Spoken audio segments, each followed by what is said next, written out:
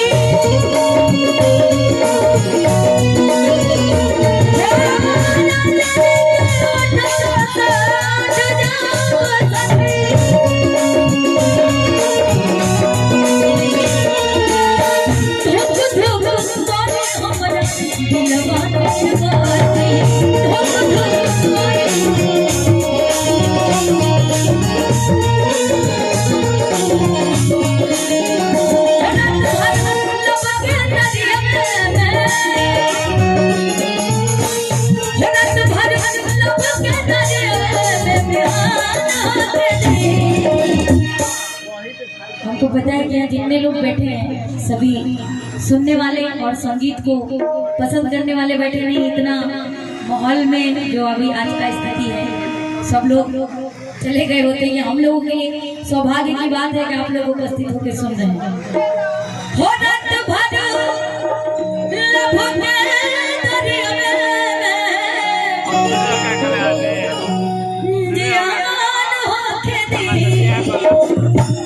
आज राजा जी के करवे बिहान होके दी, आज राजा जी के करवे बिहान होके दी। आज बड़ा मन कर रहा है कहने का। अंशिका जी कह रही है प्रिंस जी के लिए